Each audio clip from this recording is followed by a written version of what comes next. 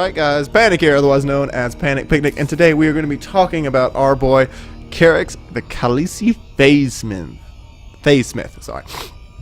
As you can see, I've got him to level 15, which is the max, and I am currently mastery level 74, so I can at least tell you where some of these points should go. What do you say to that? I play him a lot. He's one of my favorite Protoss commanders, and I like his gimmick. It's pretty fun. So let's go and talk about his mastery points, shall we? For power set 1, we have combat unit resource cost, which reduces the resource cost of combat units. For also in power set 1, we have increases structures, life, and shields. For power set 2, we have repair beam healing rate, increases the speed of repair beam. We also have Chrono wave energy generation, increases energy regeneration for the Spear of Adun while Chrono wave is active. For power set 3, we have we have Chrono boost efficiency, increases the speed gain from Chrono boost, and we have initial and maximum Spear of Adun energy, increase the initial and maximum energy of Spear of Adun. Pretty much all the way in there already.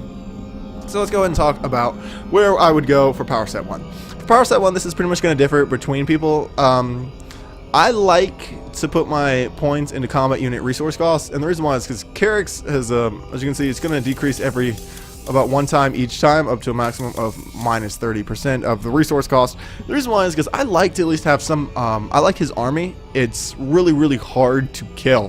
For instance, his zealots, they'll instantly spawn. I mean, they'll instantly respawn once they've been destroyed. But also, you can at least put more on the field because it costs about 150 minerals each, and that's a pretty decent charge. I mean, especially for some missions, you at least need some units. Also, he does have a lot of really, really powerful units. As you can see, he has the Colossus, which is really, really good, can set fire to the ground. He also has the best unit, Carrier, capital shields, builds and launches interceptors that attack enemy targets. I mean, if you basically know anything about Protoss, just know that carriers are amazing. Of course, Sentinels, powerful melee unit warriors, can charge and can reconstruction, which basically means they just rebuild themselves. It's all really, really cool. He also has structure, life, and shields, which is going to increase them about 2% each time, up to a maximum of 60% when fully maxed out. This one's really good if you don't really want to do a combat unit, really heavy military unit base. You instead want to put all your points mainly into cannons. What I mean by that is, like, you can upgrade your photon cannons, or even upgrade your monoliths. They're pretty good. You can pretty much just slowly push across the map. It's pretty decent. It is more of a defensive option, but again, it does have your options. You do have the option to choose that. But like I said, I would definitely, whichever one you choose, you should totally put all of your points into it, only so you can at least get the most out of it, where you get the most out of your structures, or you can get the most out of your military units. Like I said, I like to put all of my points into combat units, so I can at least get more carriers out as fast as possible. Colossus, Immortals, and Zealots are all really good. Now, for power set 2, we have repair beam healing rate, and we have Chrono wave energy generation. For this one, I actually like putting for repair beam. It's only going to go up for each point you put in. It's going to go up by 1 point each time, up to a maximum of 30%. For Chrono wave energy regeneration, it's going to go up by +1 each time, all the way up to a maximum of +30 each time you use it.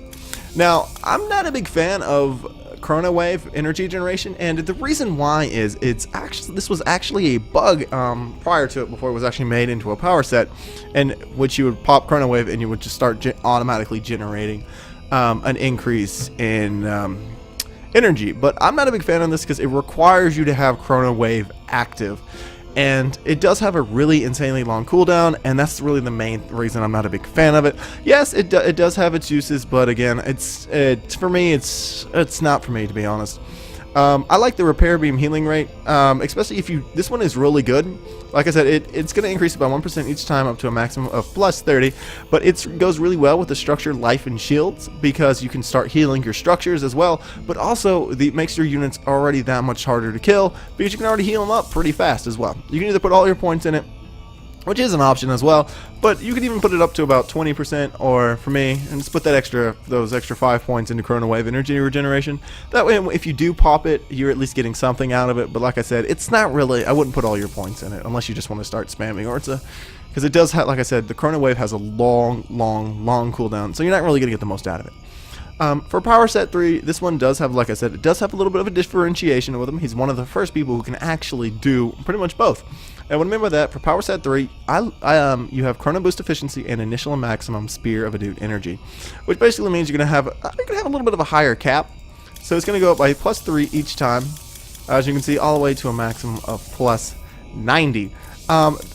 This one's actually really good, especially if you have the ability to go into late game. We have the ability to just constantly charge up your energy regeneration, so that way you at least have the ability to spam most of your initial abilities that you have.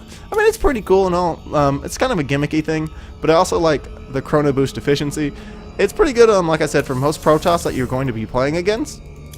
I mean, that you'll play as, because you can chrono boost your units take forever to come out, such as carriers. Pretty much all of his units just take super long to come out, but it's also really good to use. Or, like I said, you can put it into initial maximum spear for doing energy, and you can easily just have at least a little more defense with your little energy pulsars.